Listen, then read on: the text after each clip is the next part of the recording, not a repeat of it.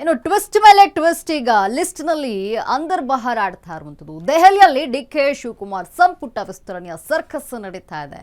Twist ಮೇಲೆ twist ಅನ್ನ ಪಡೆದುಕೊಳ್ತಾ ಇದೆ. ಡಿಕೆಶಿ ಎರಡನೇ ಹಂತದ ಸಚಿವ ಸಂಪುಟ ವಿಸ್ತರಣೆ ವಿಚಾರ ಈಗ ಸಾಕಷ್ಟು ಕುತೂಹಲಕಾರಿಯಾಗಿರುವಂತದ್ದು, ಸಾಕಷ್ಟು ಟ್ವಿಸ್ಟ್ಗಳನ್ನ ಪಡೆದುಕೊಳ್ತಾ ಇದೆ. ಈ ಒಂದು ಸಚಿವ ಸಂಪುಟ ವಿಸ್ತರಣೆ ವಿಚಾರ ಡಿಕೆ ಶಿವಕುಮಾರ್ ಅವರ ಎರಡನೇ ಹಂತದ ಸಚಿವ ಸಂಪುಟ ರಚನೆಗೆ ಗಜ ಪ್ರಸ್ತಾವ.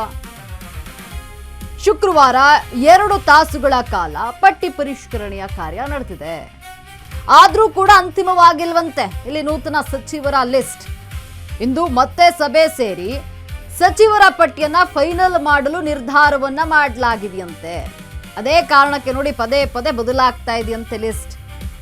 ದೆಹಲಿಯಲ್ಲಿ ಡಿಕೆ ಶಿವಕುಮಾರ್ ಸಂಪುಟ ವಿಸ್ತರಣೆಯ ಸರ್ಕಸ್ ನಡೀತಾ ಇದೆ. ಡಿಕೆ ಶಿವಕುಮಾರ್ ಅವರ ಎರಡನೇ ಹಂತದ ಸಚಿವ ಸಂಪುಟ ರಚನೆಗೆ ಸರ್ಕಸ್ ನಡೀತಾ ಇದ್ದು ಶುಕ್ರವಾರ 2 ತಾಸುಗಳ ಕಾಲ ಅಂದ್ರೆ 2 ಗಂಟೆಗಳ ಕಾಲ ಇಲ್ಲಿ ಪಟ್ಟಿ ಪರಿಷ್ಕರಣೆಯ ಕಾರ್ಯವನ್ನು ನಡೆಸಲಾಗಿದೆ.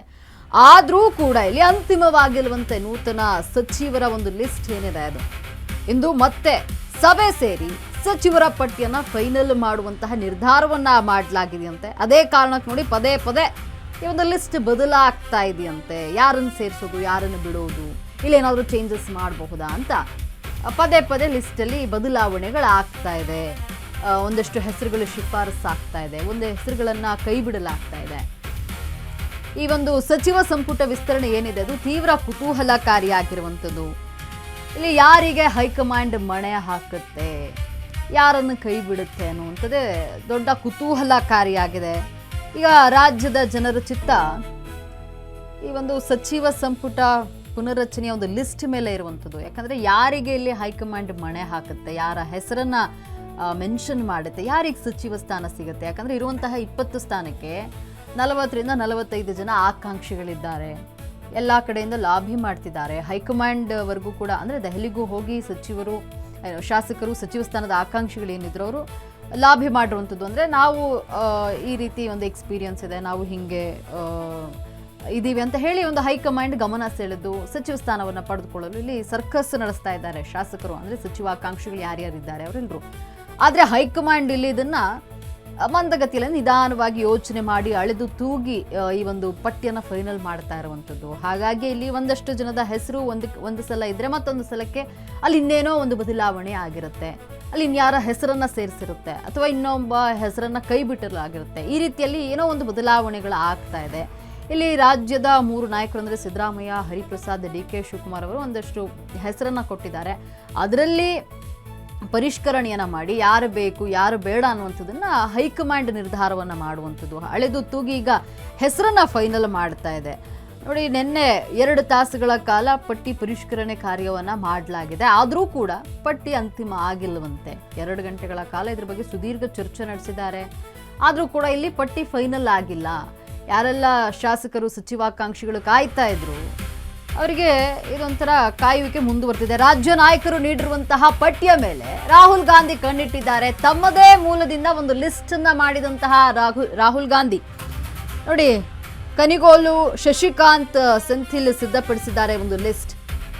ಎಲ್ಲವನ್ನ ತಾಳೆ ಹಾಕಿ ನೋಡ್ತಾ ಇರುವಂತಹ ರಾಹುಲ್ ಗಾಂಧಿ, ಎಲ್ಲವನ್ನ ತಾಳೆ ಹಾಕಿ ಸರಿಯಾಗಿ ನೋಡ್ತಾ ಇರುವಂಥದ್ದು. ಕೆಲವು ಹೊಸ ಹೊಸ ಹೆಸರು ಕೂಡ ಇಲ್ಲಿ ಪ್ರಸ್ತಾಪಿಸ್ತಾ ಇದೆಯಂತೆ ಹೈಕಮಾಂಡ್. ಈಗ ಕೇಳಿ ಬರತೊಡಗಿದೆ. ಮಾಯಾಕೊಂಡದ ಬಸಂತಪ್ಪರ ಹೆಸರು ಇಲ್ಲಿ ಕೇಳಬಂದಿದೆ. ಅಚ್ಚರಿಯ ಬೆಳವಣಿಗೆಯಲ್ಲಿ ರಾಯರೆಡ್ಡಿ ಸಿಹಿ ಕಹಿ ಸುದ್ದಿ. ಸ್ಪೀಕರ್ ಸ್ಥಾನಕ್ಕೆ BR ಪಾಟೀಲ್ ಹೆಸರನ್ನ ಶಿಫಾರಸು ಮಾಡಲಾಗಿತ್ತು.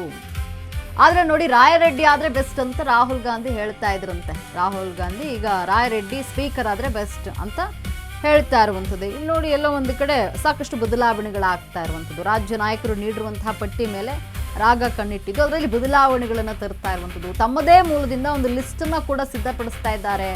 ಕನಿಗೋಲು ಶಶಿಕಾಂತ್ ಸೆಂಥಿಲ್ ಸಿದ್ಧಪಡಿಸಿದ್ದಾರಂತೆ ಒಂದು ಲಿಸ್ಟನ್ನು.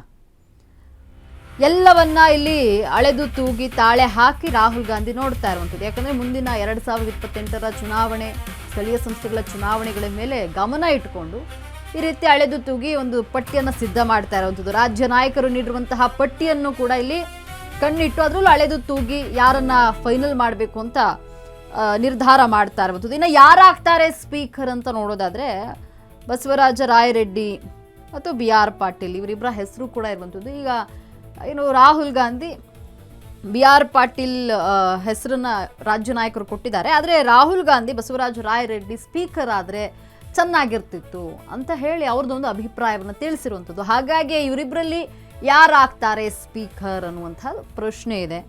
ಯಾರಿಗೆ ಸಿಗಬಹುದು, ಹೈಕಮಾಂಡ್ ಯಾರಿಗೆ ಒಂದು ಸ್ಪೀಕರ್ ಸ್ಥಾನವನ್ನು ಕೊಡುತ್ತೆ ಅಂತ.